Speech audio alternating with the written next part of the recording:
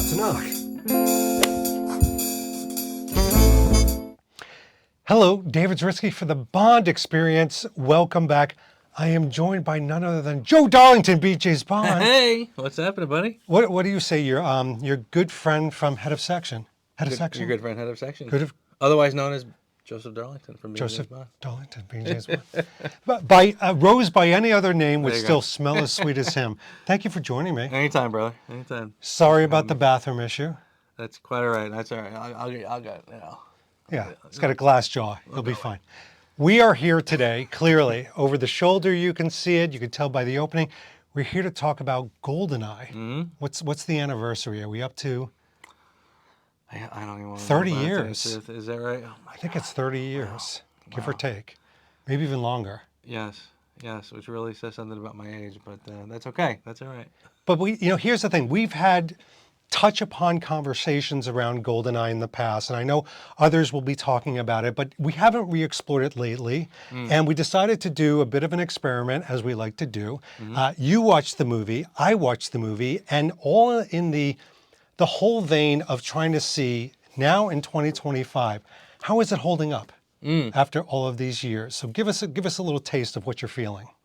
So I've always kind of had slightly mixed opinions about GoldenEye. Okay. Fine, absolutely a fine film. Never once said it wasn't.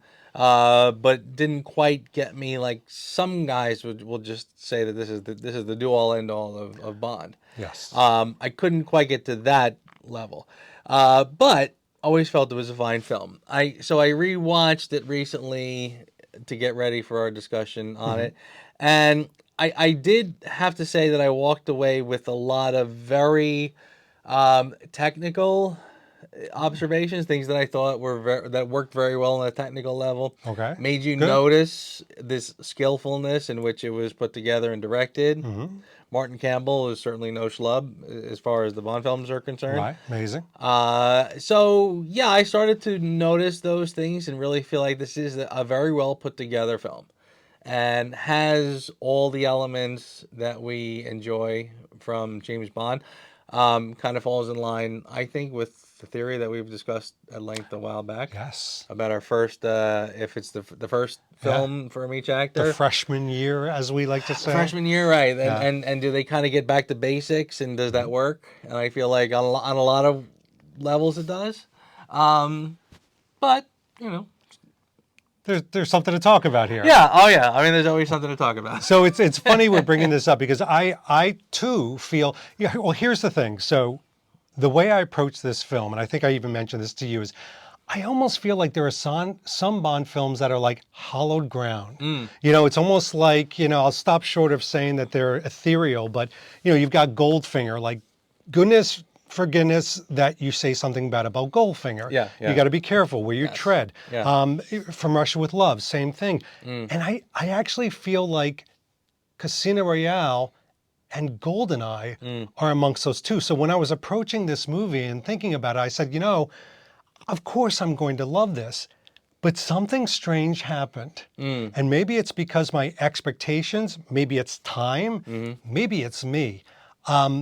I found that I had more problems with the film this time around than I had in previous times. Yeah. And I'm kind of glad we're exploring that today. We may lose a lot of audience members. Yeah, I'm curious to see what those problems are, because I get what you're saying. I know what you mean. I feel like the issues that I feel like I have with it, it's almost like on paper everything works. Yeah.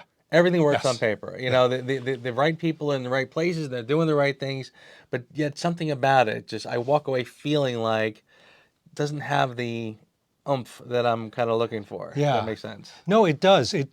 In some ways, I almost feel like, all right, here's my cooking analogy, because I feel like I can't stay away from that. We just had a nice lunch. Yeah. Very nice. Delmonico steak, amazing. Oof, hello. Oh my goodness. We're so full. All poivre on the side. Yeah, we're like bloated ticks, so we're not thinking. But all right, so the one of the problems that I had in this film is that it feels like all the correct ingredients are there, and they went for like the perfect Bond movie instead of some of the grit. some of the action. You know what? I'm going to say even some of the imperfection that we see. Yes. So in this, you had like sort of the perfect Bond. You had Pierce Brosnan, but I certainly didn't have the Pierce Brosnan of The World Is Not Enough and Tomorrow Never Dies, who was definitely more comfortable with the role. I had the Pierce Brosnan that I felt like was acting like the James Bond character, Yeah. but not Pierce Brosnan comfortable in his own skin. Does that make sense? Perfect sense. It really does. And I have always felt that about this film is that I almost feel like it was the fact that Brosnan had to wait a little too long to do this role was a blessing and a curse. Again, he was supposed to take this over in '87 for Living Daylights. Right. Had to wait until '95. I felt that it did him a service because he was a little more seasoned, and he was a little too boyish when they were first talking about him. So I was glad they waited. On the other hand, I feel that Brosnan probably had a little too much time to sit around and debate on how he was going to play this Bond. Oh, interesting. And I feel like that's why you get this very rehearsed kind of mousy delivery. The Bond, James Bond, very Right. quiet Whisper and kind of type. whispery. Yes. Yeah, a little too much, right? And I, to your point, I feel like later on he really does come into his own and starts to play it the way he wants to play this role. Here, it's a little too careful, Yeah. little too prepared, Studied. studied. It feels, I mean, because you were using like the whole research that he probably was doing. Yeah. It felt like he went into this saying to myself, how do I portray myself? There was a lot on the line. New Yeah, director, new Bond, new Yes. story, revamping it. And he probably felt the pressure and said, how am I going to be James Bond? As opposed to the subsequent movies with Brosnan, I felt like he just sort of eased into it. I'm there already. Yes, yeah, not taking a lot of risks with this film. Yes. And to your That's a great analogy point. earlier, the ingredients are all there, but the spice is missing. Oh, the charred that's good. edges are not there. Yes. I want to see, maybe this cooked a little too long, or maybe this cooked, not quite perfect. Yes. It's a lot of ingredients that are placed in, and they have the right proportions, but yeah, it's missing a little bit of that love. Yeah. I think. And I will say, listen, I still walked away from this film feeling like I get why there's so much adoration and love for it. Let's put aside for a second the fact that many of the audience of GoldenEye came there later, after GoldenEye premiered. Tomorrow Never Dies shows up, but they discover the game. Yeah. I was not Yes. one of those people who was like game and then film. Right. I was film first. So Yes. to me, I didn't have that, again, this gravitas that the people that played the game, like I talked to Luke Taggart and he goes, man, I played the game and then somebody tapped me on the shoulder and goes, tink, tink, tink. Did you know that there are movies Right. that are James Bond movies? And he's like, what? His head yeah, explodes. yeah, Like I didn't yeah. have any of that. So I'm left to what we now observe. Yeah. This was definitely the Moonraker of the '90s, where it the 90s. grabbed a whole bunch of new people and pulled them into James Bond and said, "Did you know this was a thing?" Because I mean, I had plenty of nights staying up very late with friends and relatives playing that game till we couldn't keep our eyes open anymore. So, yeah, but I was like you. The movie was there first, obviously. Yeah. So, but yeah. So I totally agree with what you're saying. Now, for those of you that are in the audience that are like, I didn't show up here to see Joe Darlington, one of the nicest guys in the Bond community, and David Zaritsky, one of the most positive people, to start berating this beloved film. I will say this. The pre-title sequence, which I rewatched, Yes. it still has that excitement. And to me, that is what I want to see a James Bond movie deliver. These heroic moments against all odds with crazy stunts. Yeah. And they deliver that even before the song came up.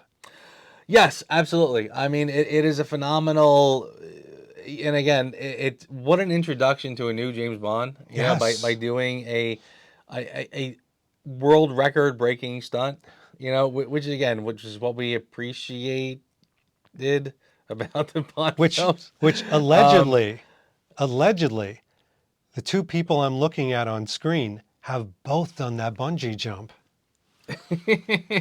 So how was that for you? The jump, oh, The jump. it was absolutely phenomenal. I mean, the fact that again, the fact that that was something that Bond did that is quite literally record breaking, Yeah. and that you could do if you can get yourself there, absolutely phenomenal experience. Yeah. And and it's funny we're talking about this because I just not to self promote or anything like that. Fine. But just kind of retouched on recently, redoing the book, being James Bond, talking about the bungee jumping Brought you all back? experience. Oh yeah, big time. Brought me back very, very much so. It's funny too, because when I saw this film, and you and I have been talking about your book launch, which will be another video, and then an event in London, Yep. I watched this scene, the pre-title sequence, and all I could think about was what a heroic move it is. And somebody, whether it was the writer or the producers, put it together and said, we gotta leave people's mouth agape. And when Yeah, you're yeah. standing there in real life and you know you're about Yeah. to take this jump, I think we both had the same thing of like, there wasn't any fear. It was just pure adrenaline and excitement. Yes. But everybody else watching Yeah. Yeah. us doing this, including my poor wife who had to hold the camera steady, they're sitting there in shock. And Yeah. that's how they left the audience. Yes, and it's so funny you say that because honestly, I had the identical experience too. When I finally did the jump, I had a friend with me who said, "Okay, I'm gonna be your videographer," Yeah. and they zoom in real tight, and the second you actually go, it's like, it didn't really pan out, but yeah, no, and I'll say this too because I had the experience. I went the first time and didn't do the jump. Yeah. And then a year later, went back and actually did it. I had both experiences. Where the first time I went and I just walked over, no one's around. I walk over on the stand, I look down, and nothing but fear.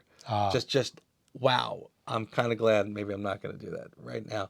But then the second time I went, I had the adrenaline experience where I did it and I was ready to go, and I just loved every second And of it. you tell me you felt this too, but I felt when I came back up and we were going back to the car and then back to the hotel, for like half a day, I felt pure elation. Yes. Like Yeah, this yeah. loftiness. You're walking 6 inches taller. Totally. You're just like the chin is up the entire time. Yeah. The shoulders are back, and you're like, "What did I just do?" Yeah, and my wife is like videoing this, like dropping F-bombs on the video. That was her take. She did not feel elation at all. Just for those of you that are thinking about doing this on the anniversary, which I hear through the grapevine that there are some people that are thinking about going back and doing that for the anniversary. Which they should. They should. Highly recommend it. So I will throw something else out here because I feel like I need to have like shrine offerings to the GoldenEye gods.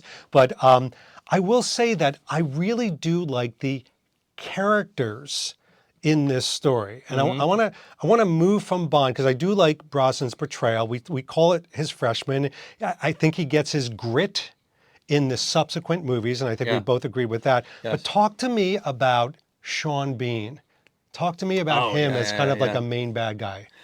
I feel that he was a guy around that era was meant to be in a Bond film. I absolutely feel, and he's a perfect guy to be kind of, I feel that the idea of Bond kind of going up against his mirror image Yes. is a little overblown because I feel like we don't get that very often, but here we absolutely do. Yeah. This is quite clearly Bond going against his equal, who he does have to. He knows Bond's tricks, and Yeah. that plays out in this, and it works perfectly. He's spectacular in this. I will say, just from what you said, that many people, including yourself, know that I have squawked about I want to see more Bond on a mission, but Yeah. Bond on with other people on the mission, other agents. Mm-hmm. And this served it up so literally, it hand fed us this from the pre-title sequence, Yeah. but then to have that twist, Yeah. that kind of like really cool spy intrigue twist of like he is the main bad guy. Yeah, yeah. And what a bad guy he plays. Like you want to loathe him, but you also really feel like he could be Bond's equal. Like Yes, yes. he's competent. Like Bond Yeah. is a competent agent and individual, but he's right there with him. Yes. This is also the era, too, where the screenplay was becoming supernatural. The writing in this is so wonderful. And that whole bit about, I mean, he has his background, which leads him perfectly into making the decisions that he makes and becoming a double agent and whatever. So you can understand his motivation, Yes. you know, and that part works really well. I absolutely feel that again, you can understand the two of them buying pints before closing time, before you can understand them being arch enemies by the end. So it that all works. And there's so many times, and please out there, don't hate me for this. He's got a lot of love for it, but if I take a look at No Time to Die, I think about the bad guys who have missed a trick in many of the Bond films, which it doesn't feel like a very satisfying ending. And I will say this too, it doesn't feel like their modus operandi is very well written. I think it's kind of weak. And in this case, the certainly, you know, the goals, you know, the loftiness of Sean Bean's character, but more importantly, the ending. Yeah. That, and I know we're jumping all around plot-wise, but that ending is so satisfying. Yeah. That's how you want to see a bad guy end. Yes. Yeah, I mean, it's wonderful how it ends up as just kind of a mano a mano, you know, just the two of us with fisticuffs and tearing each other to shreds, and then and kind of the big dramatic ending that he gets.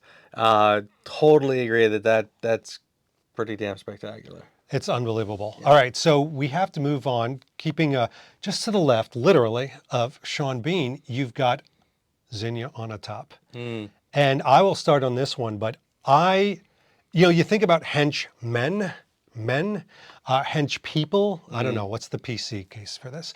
But I had so much fun. Now, she is an absolutely 90s over-the-top character. You know, she's like the Grace Jones to me of these type of things where she's like batshit crazy and wild. But I had so much fun getting to know her character from the very beginning at the casino all the way through to the pool scene, to her very ending where she herself gets her own squeeze. And I think that she does come across as crazy, dangerous, even when she's taking an extreme pleasure in killing people.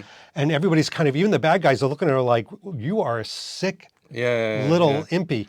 I find that there's so much satisfying with a hench person like that. Yes, I think so too. I think maybe I've always felt that Famke Janssen never really impressed me as much as some of the other actresses who have sort of filled that role. Okay. Why? Well, put it this way, I felt that a lot of the Bond women, particularly in the Brosnan era, was getting a little tired of the Americans, and I kind of felt like, stop with the Americans doing a Russian accent, which kind of comes and goes here and there.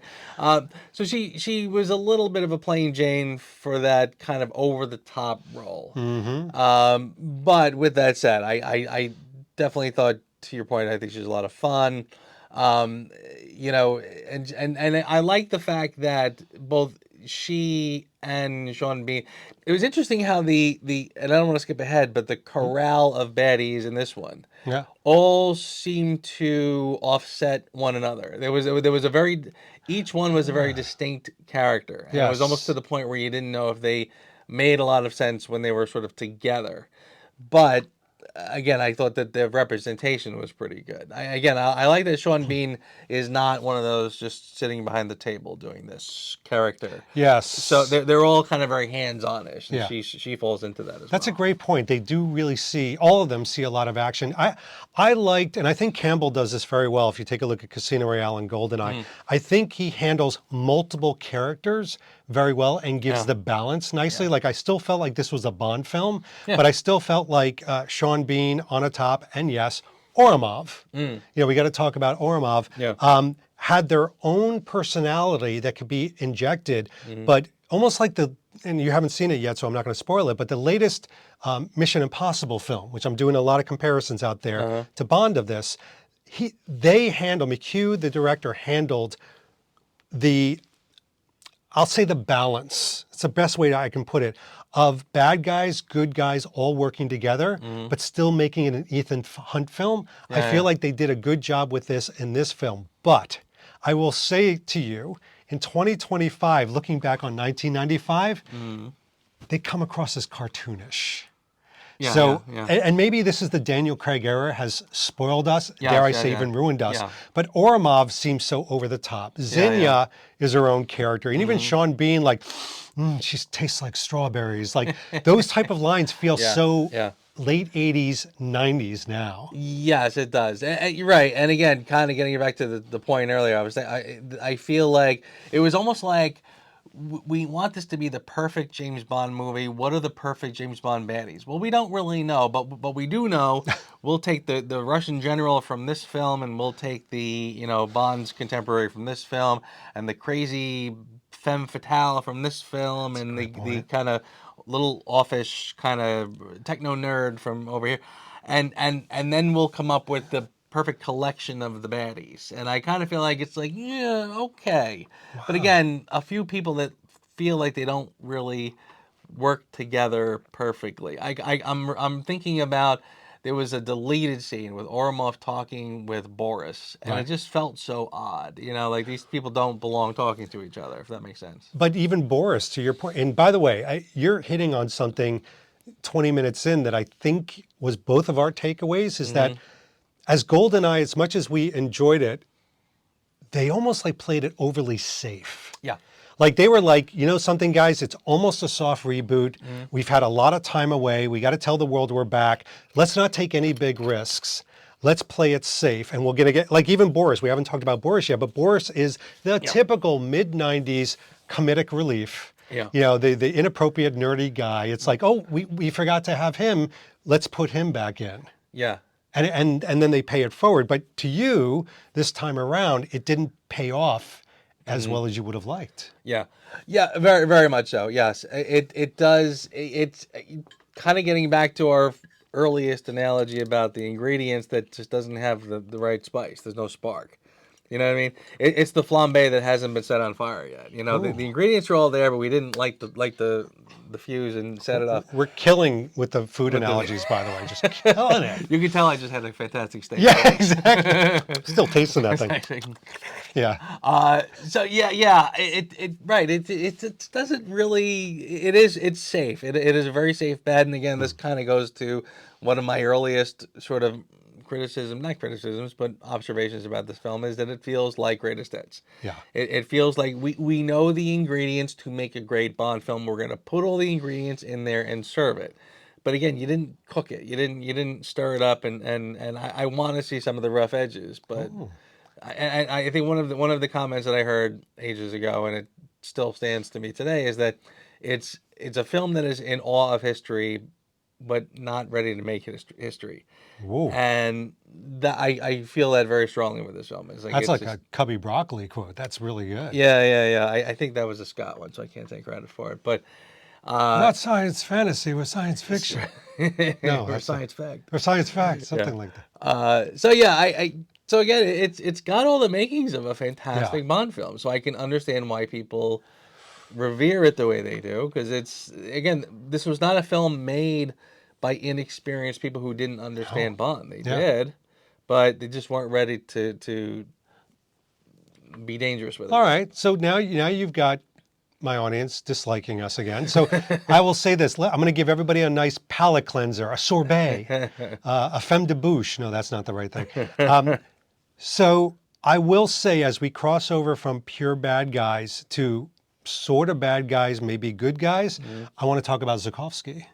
Because Zukovsky, this was the entry of Zukovsky in this, and I think that character is perfection. I love the moments. Again, this right moment of humor and darkness, sardonic play. Robbie Coltrane doing an amazing job interplaying with Pierce Brosnan.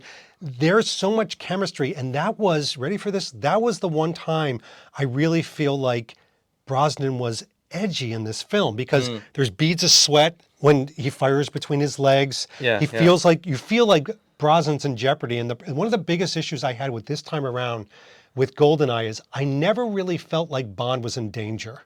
I never felt like there was that moment. I'm like, well, yeah, of course. He's like, almost like he's skating through this. And maybe that was the whole feel of like, we can't make the audience feel like they're going to lose their heroes. Yeah. But I felt like Zukovsky was the perfect pitch and tone. Yeah. What'd you feel? Well, I think he is far superior here than he is in The World Is Not Enough, which is ironic, because I feel like I enjoy The World Is Not Enough a little bit better, but I kind of felt like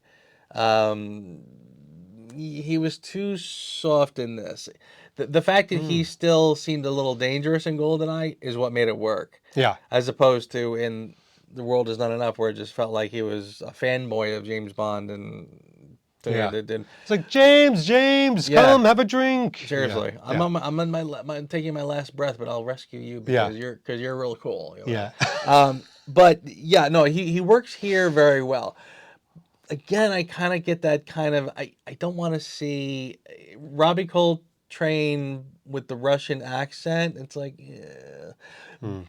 But again, but this is sort of forcing me to say, but I know what they're going for. My knee They're going for, yeah, hurts. right. I mean, the Every dialogue is there. Everything about the scene is working. I just Right. kind of felt like I don't know if he was the right person for that part. He works fine, and again, a lot of people are going to be like, "Dude, shut up! He's so good in this. You got to be kidding me." But yeah, I don't know. Again, even a tiny bit edgier probably would have worked slightly better. It was almost like he was meant to be in the sort of a Columbo, a Karambe type. I thought of Karen Bay. You know what I mean? That's who I thought of, Like, exactly it was like he like meant, that. but he doesn't Like an really, anti-hero type. Yeah, but Yeah. but because he's just a little too safe, he doesn't quite. I don't think many people put him in that category. You know, I think True. Draco, all these other slightly more yeah. exotic types playing these parts, they work. And he was meant to be that archetype, but for some reason he's sort of off in his own category because he's not quite one of those guys. That's true. He's never put into that hierarchy of these, like you said, anti-hero type supporters of Bond Yeah. to help propel them through the story. Yes, and it seems like that's exactly what he was meant to be, but because they played it a little safe and gave us a very likable actor playing the role, it doesn't quite fill that gap there.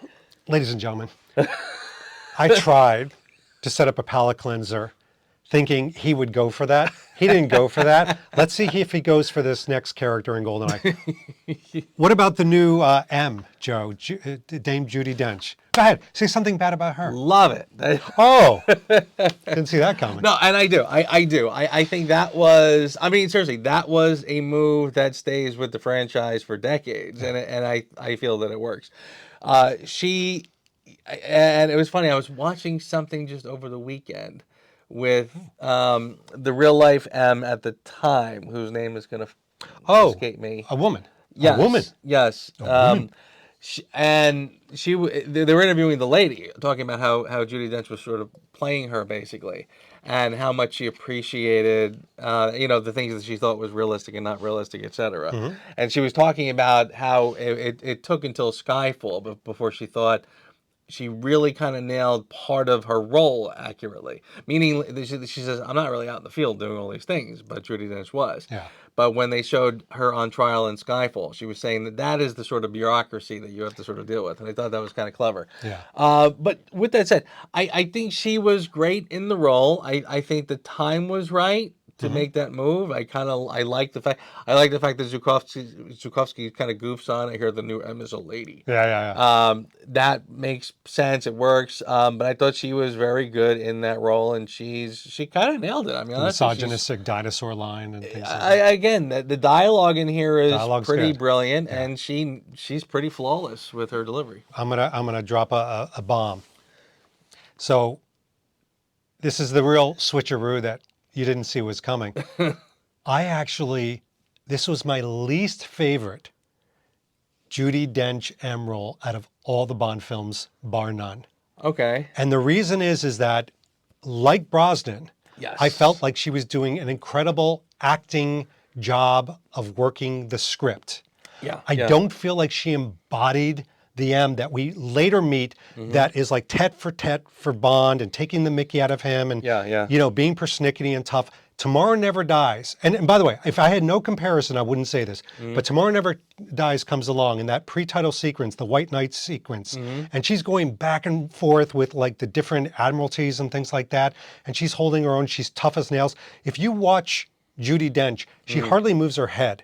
She moves her eyes a lot, like, the advantage is I don't need to think with my balls, like type of thing. Yeah. But she's measured, but I feel like that's M. Yeah. I didn't feel like that in Yeah. GoldenEye. I felt like that's Judi Dench doing an amazing script line reading Yes. of the character. Yes. And Brosnan, I got that same feeling. Yes. Well, yes, and you're hitting it on the head. Again, to the point earlier about Brosnan is being very tight, being very mousy, being she's doing the same thing, and you can clearly see that this was something that was communicated to the actors, that we're going to play this very tight, very thoughtful, very whatever. We're not going to get too emotional Right. here. And that's exactly, I completely agree with you. I mean, it's amazing how, to Judi Dench's credit, I've always said it's brilliant to watch her in something like GoldenEye and then again in Casino Royale, where she is quite literally the same actress, technically playing the same part, but you know Same that that's not the director. same person. Right, the same director, but that person she's playing is different. Yes. And I've always said, you had a tough guy, you had Daniel Craig being a classic tough guy, being very Steve McQueen, and she is out there, the self-righteous ass-covering priest. I mean, that's a wildly different portrayal Yes. than what she's doing in GoldenEye, sipping the bourbon and saying, "You don't like me, Bond." You know, it's a wildly different performance. You're right. It's and I'll tell you this too, by the way. I can't confirm nor deny this, but I find it interesting that the two of them have the bluest eyes in that scene too. I'm like, they must be wearing contacts in this. Like and I dreamy kind of felt eyes? like, yes, they have these really, really blue eyes. And Yeah. I kind of wonder, is that a conscious decision to do that? That had to be enhanced. I think so. Because I know that for the Casino Royale Aston Martin flip scene, when they show Bond in like the lights, Yes, yeah. I think they turned up the blue on that a Could be, little yeah, bit. okay. I But got it. I guess if you had eyes like that, you would do that too. I mean, he is a hero. All right, so here's an interesting one because unfortunately, as we're filming this, just a few days ago, actually, Joe Don Baker passed away. Yeah. You had a wonderful tribute on your channel. You always do such a nice job paying homage to these wonderful actors. But we've got to talk about Wade. Yeah. Because Wade is, some people forget, Wade comes back in Tomorrow Never Dies, so he is a reoccurring character. Yeah, You know, he's yeah. not like Tanner, but he's a reoccurring character. And I found him to be, he's again part of that 90s humor moment. But again, I think he's great. So please, I'm not speaking ill of the dead, but I felt like his role, if you took out Wade, nothing would change in GoldenEye. I don't think it propelled the story along other than Yeah. a quick content when he lands, Yeah. a quick transactional moment with the car and some other accoutrements, but nothing that Yeah. I'm like, oh, he was absolutely necessary to the plot. No, yeah, no, that's very true. I mean, I think he's wonderful in the role. I think the role sort of says to me, why not Felix Leiter? You know, why not just let him be Felix in this? Because that's clearly what he's meant to be. He's filling that role. That's a great point. Which kind of goes back to one of my theories, is that I feel that that GoldenEye is sort of an unspoken reboot of the Bond franchise. But we won't go down that rabbit hole. But no, I think he's very good in it. I like him better here than in Tomorrow Never Dies, because for some reason I felt that Tomorrow Never Dies, for some reason it's almost like I didn't pick up any sort of a Southern Creole accent in GoldenEye. Why do I hear it in Tomorrow Never Dies? Well, and he got, this is my term, but I think maybe you've used it too. He got Marcus Brodied, where, you know, you got Marcus Brody in Indiana Jones films up for a time, was a incredibly adept, smart guy, really together. And then in Last Crusade, he's a bumbling idiot in the second half. Yes. I feel like Wade was okay-ish, still funny, but competent. And then in Tomorrow Never Dies, he's wearing these loud prints and, you know, he didn't even say goodbye. Yeah. He didn't even say goodbye. He didn't even say goodbye. He didn't even say goodbye. Right, exactly. And again, he's like, where did this accent come from? I didn't pick it up in the first one. But again, Joe Don Baker is terrific. We were just talking about him in my Reviews Without Remorse podcast. We just did a little nod to him. Yeah. And he's a great actor.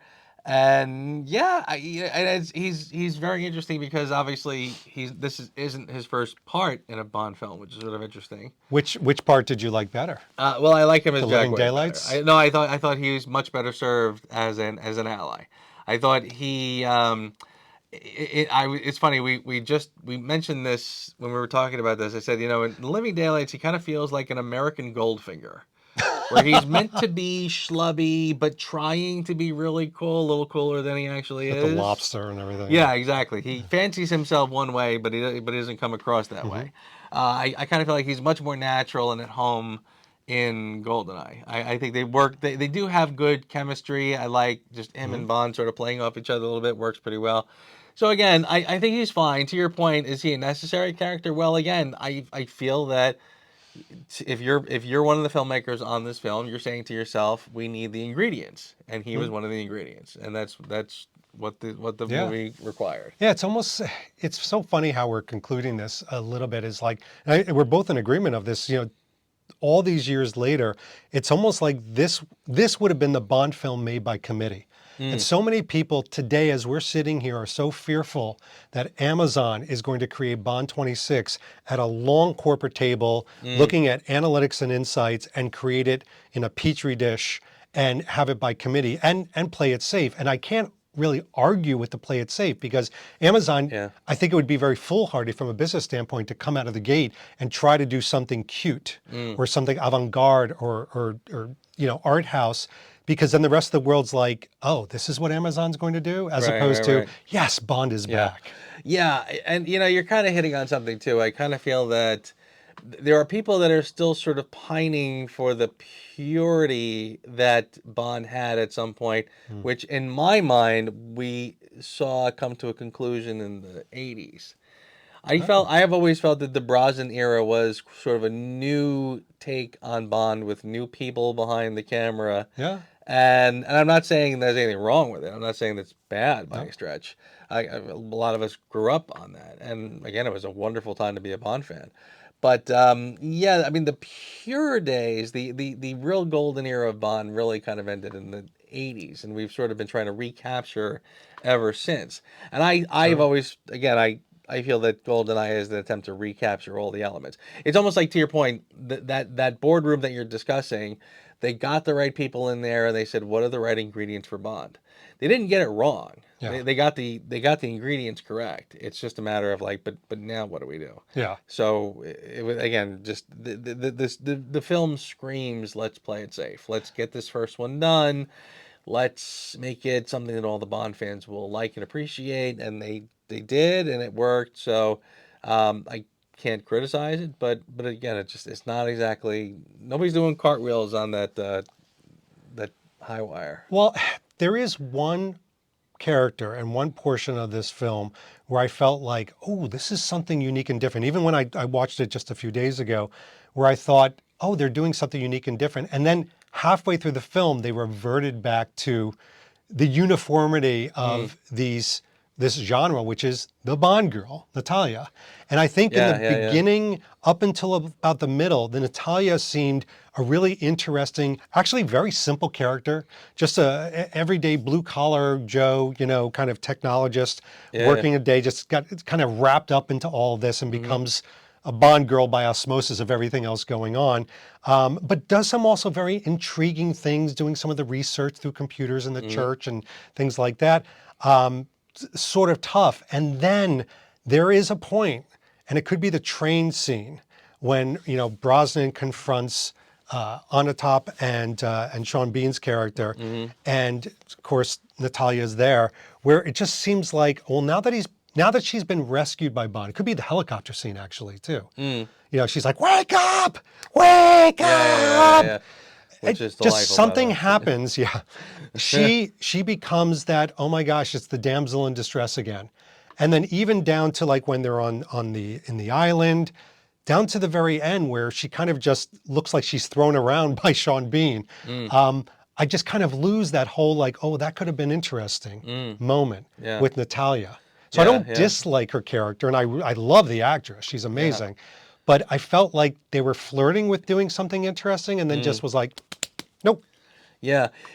She's a weird one, because I feel like she's a weird one. Well, I mean, she's interesting because, I mean, in some respects, I feel like we're spending too much time with her, and in other respects, I feel like we're not doing enough with her, and it's hard to. What do I mean by that? Well, one thing I've always noticed about this film is that like I feel like that Severnaya scene seems to take forever. I feel like a third of the film seems to happen just in that alone, Right. where we're spending a whole heap of time with her at the base. When I mean, Her and Boris and right. I mean, they spent a lot of money on the sets. They're going to get the most out of it, but we seem to be there for a long time. So she spends a majority of this film in that same gray sweater, you know. And again, she looks fine in it. And again, I've kind of marveled. She's a Bond girl who was absolutely stunning. yeah. Stayed stunning for years afterwards. But when you Today. watch this film, you don't get that. No. Like they purposely made her Moused to be her up. very, yes, exactly. Yeah. Like just very office workerish, School marm. chic, you know. Yeah. Yeah, so it is kind of strange. And then by the time you get to, it's almost like by the time you get to the end, you look back on her, we've spent a lot of time with her, but what do we know about her? Not a whole lot. That's a great point. Even to the point where she has this Thomas Crown Affair moment with Pierce Brosnan on the beach. And it's like, wait, she went from a gray sweater and kind of a mousy pencil skirt to like now she's in a bikini top and a white sarong that's see-through. It's like, where did she come from? Right. It's like, hold on a second. But I will say this. First of all, you're absolutely right. The actress today is stunning. Yeah. They definitely did not doll her up. They, in fact, muted her. Big time, yeah. And I have to tell you, again, like 41 minutes in, I feel like that was some of the film in general.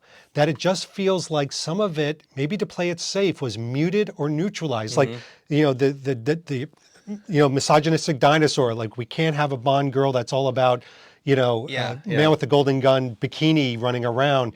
We can't do this. We have to neutralize it. The color of the film seems almost muted and neutral. Yes. Yeah. Yes. And you're kind of, it's interesting. You're touching on a lot of things in that one thought.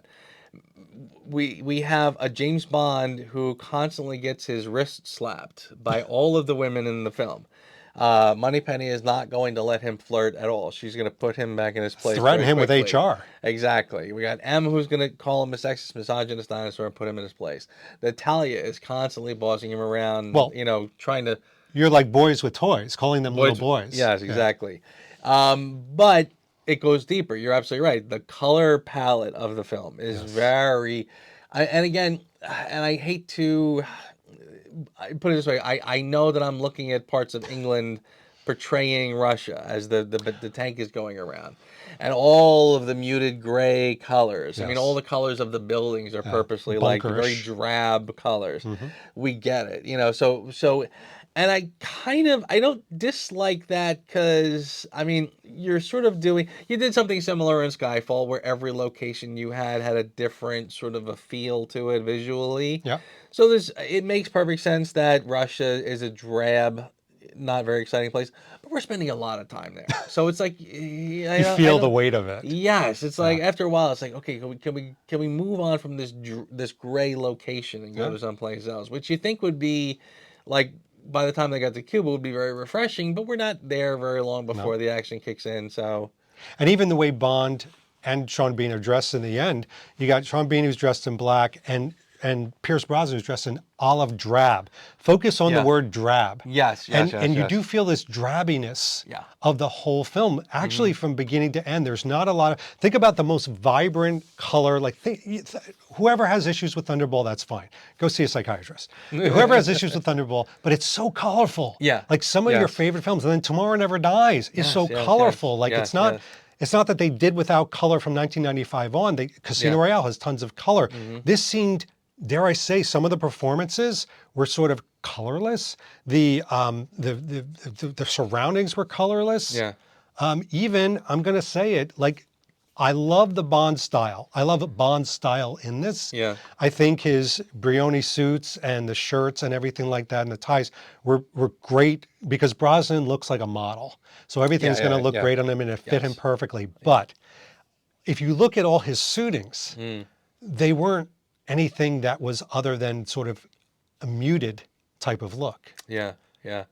Well, and I will say this. I mean, this was probably the film back then when you and I were young that we probably turned on every time it was time to buy a new suit or go to the store. Yes. I was like, okay, we need a tan suit like that. We need a blue striped shirt, like a striped suit like that one. We need the blue jacket, like that one with the gold buttons. The blazer. Yeah, I mean it's right, exactly. Who doesn't have a blue blazer because Brosnan on the ship? Kablam! I mean, honestly. So yeah, I mean that part is working, but yeah, to your point, you're also touching on something, or reminding me of something. Is that a lot of the issues that I have with this film are all audio stuff? Oh, And are we going there? Yeah, are we going there? Well, again, but it's funny because it goes across the spectrum. It's not it's Brosnan's delivery, the mousy, quiet delivery, the whispery delivery. It is the soundtrack that we've discussed. We haven't discussed that yet. We didn't discuss it today, but We got to discuss that now. You please incorporate, and not the song yet. We'll leave the song for last because we're going to need like a happy ending. Sorry, I'm going to edit that. Not a happy ending, but we need something that's a little bit more positive. But talk to me about the soundtrack, even as it interweaves in this whole muted conversation. Well, that's the thing. I mean, I've. What did you call it, by the way? You called it the Eep op ork Yeah. Oh, it's so. I mean, honestly, it's so cringy, and it doesn't get better over time. By the way, I feel there are some Bonds that there might be some things I didn't like the second time I saw it, but then after subsequent viewings, it just sort of faded into the woodwork, so it didn't bother me as much. But the soundtrack of this film does not get better. It doesn't get better over time. In fact, if anything, the subsequent viewings makes me notice other places. I mean, there's some obvious spots where the soundtrack doesn't work. The car chase with Xenia, but there's other parts that I'm just equally kind of going like, this is a weird choice for music. You know, even the casino scene when Bond is first playing with Xenia, there's that kind of overly sappy, overly dramatic music, and then it cuts off. Yeah, and then comes back. Kind of weird, and it's like this scene doesn't warrant that. I don't get why we're doing that. So yeah, the whole film has really strange soundtracks, and it has very strange themes, and I haven't even gotten to the sound effects. Like I've always sort of like thought that the gunshot stuff is fine, but there's like explosion sound effects that kind of don't have the punch that they should have. This kind of weird crackly, gurgling sound, and it just doesn't work for me. So yeah, all of the kind of audio stuff doesn't really work. Which is weird. And you're right with the explosions. That's weird. I wasn't going to point that out, but I did notice it this time because I had like great surround sound going. And if you watch From Russia with Love, one of the ending scenes where, Bond is on the water and things are exploding and the ship's exploding, there's like a visceral, multi-dimensional explosion. There's like a lot of different levels. It's almost like if explosions could be complicated. Yeah. Here, it's just very flat. Yes. And again, I keep going back to this like black and white neutrality of things. It's almost like if Bond films were going to be a flavored ice cream, this was vanilla. Like nobody hates vanilla. You shouldn't hate vanilla, but vanilla is vanilla for a reason, and it's an adjective for a reason. When you go, that guy's a little vanilla, that's not a compliment. And I feel like GoldenEye in 2025 is coming across a little vanilla. It's very muted. Yes, it's very toned down. More food. It's a very We don't want to, right? We're talking more food again. It's right. Again, it doesn't want, it wants to be a ground rule double. Yeah. And it because it's the perfect ground rule double, it gets a lot of accolades, but they're not swinging for the bleachers. Sometimes I want to see, I want to see a little muscle behind that swing. I want to see you trying a little harder. Yeah. And trying to do something that I haven't seen before. All right. So Joe, my brother, can Tina Turner save this video from pure two old guys sitting in the bleachers of the Muppet Show, yelling down insults? Hey, you call that a movie? That's vanilla ice cream. Tina Turner's song. Okay. What do you think? Oh no, and I thought you were gonna love it. Well, again, it's fun. I respect it. Because I like it, it's fine, but it's not gonna be on my rotation of Bond films. You don't play it in your car, right? I mean, I have a pretty extensive playlist of Bond and Bondish music. This one is on it, but it usually gets a little tap forward. Like we're gonna couple notes in, you're like, love it, but I don't really not in the mood for it today. And it's a wonderful, again, kind of getting back to the theme that we've been touching on, where it's something that is, it's respecting the history of Bond. Yeah. So we chose a very accomplished singer who's got her own, been in the business for Yeah. forever and very Strong. highly respected, doing her best, Shirley Bassey. So it's a wonderful tribute to what has been, Yeah. and but again, not carving out new territory. I would agree. I maybe like it a little bit more than you. I mean, Mm-hmm. I do like it if I hear it nowadays, if I'm like in my rotation too, I won't skip it, but I don't sit there like tapping my toe. And what it doesn't do for me is when I'm just listening to that, it doesn't make me escape back to the movie. It's a very transactional, isolated moment of a Tina Turner Bond song, but Yeah. it doesn't connect me to the movie as opposed to like, again, Thunderball, From Russia with Love, Casino Royale, Chris Yeah. Cornell. When I hear that music, I see images of the movie. I see video of the movie. With Yep. Tina Turner singing it, I'm like watching a concert. Yeah. Does that And make what's sense? interesting about that film is that, John Barry had it down to a science where he knew that the theme song of the film should probably play in the film, probably in like the slow romantic scenes or whatever. And he had it down to he had it down to a science. You see a little more of that in David Arnold, but you don't see that at all in GoldenEye. That theme, I don't hear it throughout Wow. any of the score, so it doesn't really resonate as being part of that film. I mean, it makes for a spectacular credit sequence, like Yeah. when the credits start to open up and you hear the theme in the background. Boy, does it work! And Kleinman's first, sequence, boom, chef's kiss right there. That's a great point. But again, it's not something that I refer back to at all. And again, I know I keep making these comparisons, but hey, it's right over our shoulder. So why not? Tomorrow Never Dies, the way David Arnold inserted, the theme throughout the movie in a very logical way at different levels and paces. Yes. You don't get that with GoldenEye.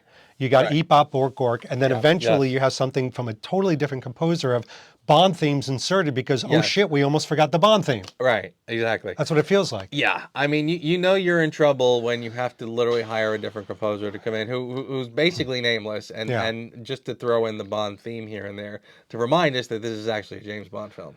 Okay, folks, we've got to talk about the man with the golden gun elephant in the room. And that is, I did a little bit of research before this video, and I found that this guy, the guy with two thumbs, rated GoldenEye a couple years ago when I did my Bond movie rating, number 7. This guy rated it, do you remember? 12? I think 14. 4. Oof, sorry. So we got to do a moment. 2025, we said we're going to revisit it. We probably made a lot of people very unhappy. I'm sorry. You got to understand, 85% of the people tuning in thought this was going to be a gush fest. Yeah. And it wasn't. But that's whole a part of like people changing, movie personas changing. But I will say that, I'm going to be the first to say it. If I did the rating today, it would not be number 7. It would actually be lower in the list. How do you feel? Would it still hit about 14? I think so. Yeah. I mean, and again, it sounds very passé to call it a middling film, but that's kind of just what it is. It's sort of where, and again, not to give the disclaimer every time we talk, but honestly, even my least favorite Bond film is still a fun, Pizza and incredible, sex. yep, Pizza and sex. big time. Yeah. So again, not everything can be. Everybody feels that every single movie should be the top film. Right. Well, listen, not all of them are, but this one I think is a perfect middle of the road Bond film. Again, because it's playing it safe. It's giving us all the things that we want from a Bond film, and that's it. Be happy and go home. I think we both kind of realize at this point that this is a little bit scary because we know how much this film is adored. I would ask people out there in this anniversary year, re-explore it. I'm not even saying you're going to come away thinking it's vanilla ice cream like we did and some of our things, but this is why I feel like it's it's wonderful, this tapestry of Bond films that we have, because we can go back to it, reevaluate it. We put it through the filter of who we are as people and how we change. But there's nothing wrong with this. I mean, I think that this was a good discussion. What do you think? Yeah, listen, I completely agree. You know, and I'm having a flashback now that you brought it up about when I scored all of the films, and I believe of the Brosnan films, the only one I scored low was Die Another Day. Okay. I believe that I scored all three of the rest of them as around 8. I think they were all Wow. 8s. But of the 8s, I think I probably scored this the lowest of the 3. You like The World Is Not Enough the best? I do. Yeah. Yeah, and I think understand that. Even Tomorrow Never Dies is a little bit better. I think a lot of people would disagree with that, but I find again I like that it's taking more chances and being a little Yes. more edgy. So yeah, I think that this one is just perfectly fine. Again, I don't find it to be in any stretch of the word to be a bad film. Just it just doesn't quite skyrocket to the top as some of the other ones. And I'll bookend kind of how we even started this video. I said this was almost like hallowed ground. Yeah. GoldenEye, the way it's treated and the way people feel about it, whether it's the game or however you entered it. Yeah. And I would say that for me, this is one Bond fan talking, it doesn't match to that that relevance level of like some of the others where I'm just like in majesty of it. Yeah. I don't feel that way. And I'm going to use a Joe Darlington-ish thing to say. GoldenEye for me doesn't get a lot of fingerprints. Like I'm not taking it off my shelf a lot. I'm not watching it a lot. And that to me over time is very telling. But I would say in this year of anniversaries, let's still celebrate it. 1000%. But to your point, yes. I mean, when you mentioned to me, hey, you want to come talk about GoldenEye? It was kind of like, oh, GoldenEye. Okay. You're like, why me? I haven't yeah. I mean, honestly, when you're talking about like, people thought this was going to be a wonderful glowing, well, you would have gotten Calvin if you wanted that. You would have, true. I'm going to come here and keep things a little more on the level. Large instrument. Yeah, exactly. I'm going to keep it real. But again, I do think it is a marvelous, marvelous film. But again, it just does not reach the heights of some. Yeah. And it's also one of the things that I think is interesting is that when you meet and greet and talk to other Bond fans, their age, that when they became Bond fans has a lot to do with how they feel about things. And I think a lot of the fans who sort of came in around this time, they remember GoldenEye as being like the re-spark of the James Bond franchises as a whole. 100%. You and I have the luxury of remembering, the 80s, the early 80s. And so we already sort of had Bond in our blood before Brosnan came along. Yes. Brosnan's a fantastic Bond, but and GoldenEye represents something as a return to form for James Bond. So, but again, for us, it wasn't the do-all, end-all, because we had already been accustomed to James Bond at that point. Well, to your point earlier, the Lukes, the Kyles, and the Calvins, if they were sitting here, they would be glowing. I mean, like rising up from the skies and the ashes and probably clobbering us with like, bats wrapped in barbed wire. Yes. But they're not here. Right. It's my damn channel, not theirs. Joe, thank you so much. Sir? As always. Thank you, as always. Very thought-provoking, exciting. Joe Darlington being James Bond. Of course, this has been David Zritsky for the Bond Experience. We would tell you, actually, to share your comments about GoldenEye, but we actually can't stop you. We know you will. We know you will. Don't hang us an effigy. Post below. We'll read everyone. We'll talk to you real soon. Take care. Thanks for watching the Bond Experience. If you like what you saw, why don't you subscribe to the channel by clicking this button right here. We'll keep you up on everything new that's happening in the world of Bond. And speaking of something new, here's something new just for you because we know you so well. Talk to you soon.